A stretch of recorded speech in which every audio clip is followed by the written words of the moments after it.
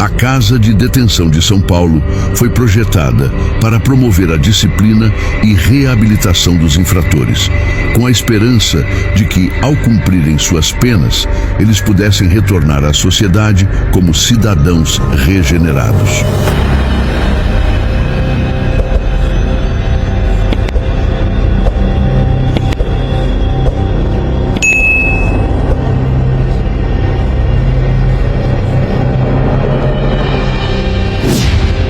A criação dessa instituição fez parte de uma série de mudanças sociais e legais, atendendo a uma exigência do interventor federal Adhemar Pereira de Barros, que também havia encerrado as atividades da cadeia pública e do presídio político da capital paulista. No início do século XX, as chamadas casas de regeneração no Brasil apresentavam altos índices de sucesso. Eram instituições que devolviam os detentos em condições adequadas à sociedade, com baixíssimos índices de reincidência. Os métodos aplicados atraíram até mesmo a atenção internacional. Em 1905, um chefe da polícia de Nova York visitou o Brasil para estudar os procedimentos locais de reabilitação. Com base nessa visão, em 1905, foi autorizada a construção da nova Casa de Detenção de São Paulo.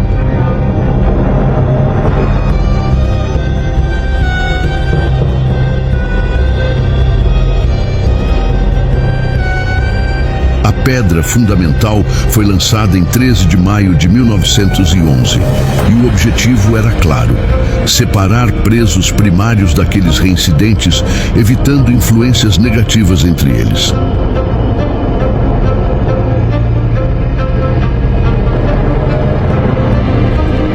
O projeto foi elaborado pelo arquiteto Giordano Patrizzi, inspirado no modelo do presídio de Fresnes, na França, conhecido por sua abordagem disciplinar.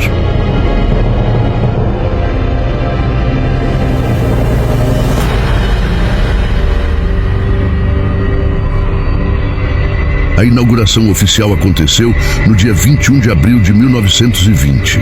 O custo estimado para a obra era de R$7.000, mas ao final a construção saiu pelo dobro do valor, R$14.000.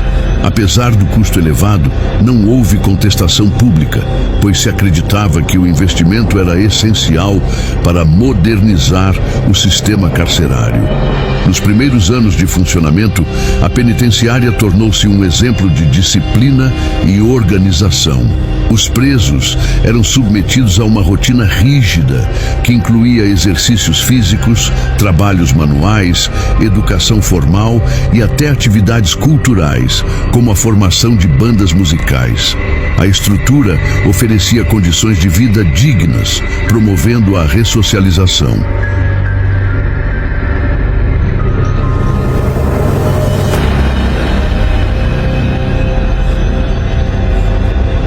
Com o tempo, porém, o cenário começou a mudar.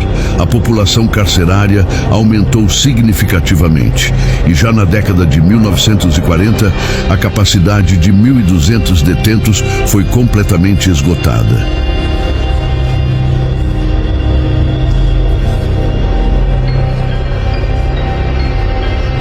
Em vez de construir uma nova unidade prisional, o então governador Jânio Quadros ordenou em 1956 a construção de um anexo, ampliando a capacidade total para 3.250 presos. A constante entrada de novos detentos transformou a penitenciária em um verdadeiro complexo prisional. Em 1973, foi inaugurada ali uma ala feminina e 10 anos depois, em 1983, começou a funcionar um centro de criminologia. A partir desse momento, o local passou a ser conhecido como Complexo Penitenciário do Carandiru, em referência ao bairro onde estava localizado.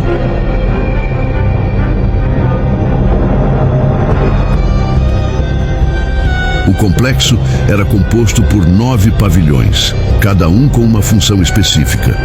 O primeiro pavilhão abrigava a portaria e o segundo a triagem dos detentos. Já o quarto pavilhão funcionava como enfermaria. O quinto pavilhão, chamado de seguro, abrigava presos ameaçados de morte. O oitavo era destinado a reincidentes que já estavam acostumados com a prisão. O nono pavilhão, no entanto, era um dos mais problemáticos. Ali ficavam os detentos primários, que geralmente eram mais rebeldes e violentos por não se conformarem com a perda da liberdade.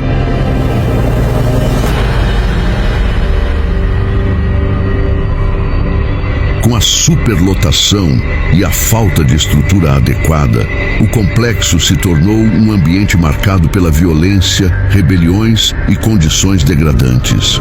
Dentro dos pavilhões, uma característica peculiar eram as chamadas Ruas 10. Esses eram os corredores mais afastados das escadas, usados como pontos de acerto de contas entre os presos. O tempo que os carcereiros levavam para chegar a esses locais permitia que os conflitos internos fossem resolvidos de forma brutal, sem intervenção imediata das autoridades. Outro problema recorrente era o comércio interno de celas. Durante as décadas de 1980 e 1990, algumas celas tinham proprietários que cobravam aluguel de outros detentos. O pagamento era feito com cigarros, que funcionavam como moeda de troca dentro do presídio. Em alguns casos, mesmo após deixar a prisão, o dono continuava cobrando aluguel por meio de comparsas ainda encarcerados, com os familiares dos presos assumindo o pagamento.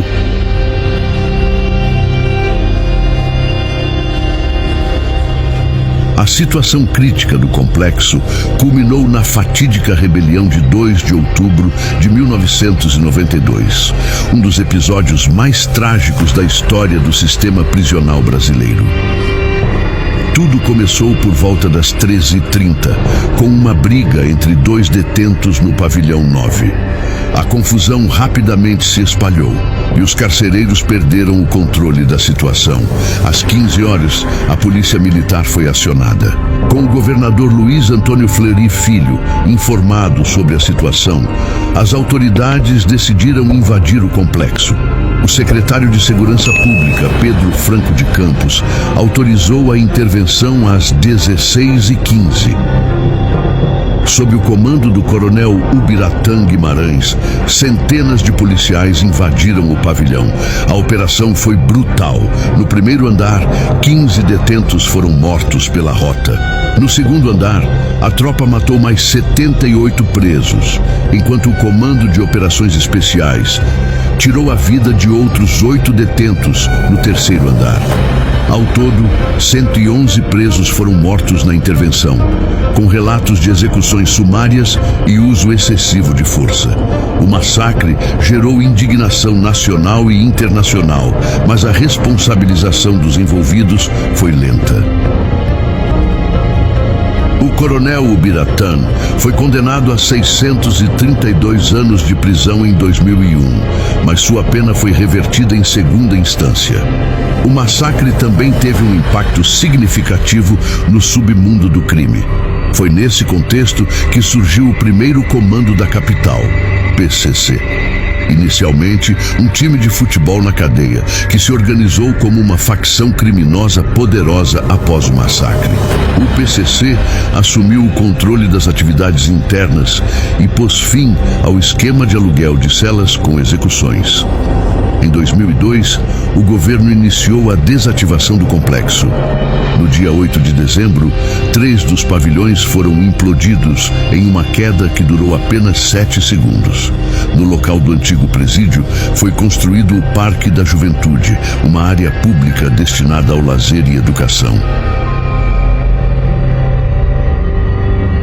O massacre do Carandiru permanece como um dos episódios mais sombrios da história do Brasil.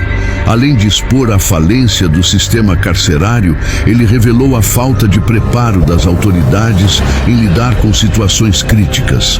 A superlotação e a violência institucionalizada nas prisões continuam sendo desafios.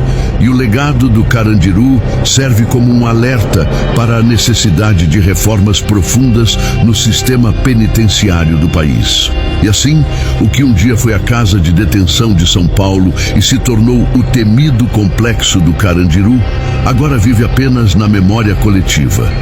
Uma história de esperança que se transformou em dor, violência e, por fim, em aprendizado.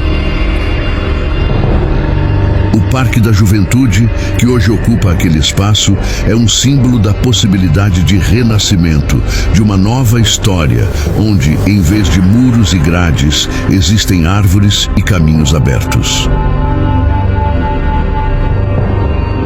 Se você gostou desse conteúdo e acredita na importância de entender o passado para moldar o futuro, deixe seu like, inscreva-se no canal Viajantes da Evolução e ative o sininho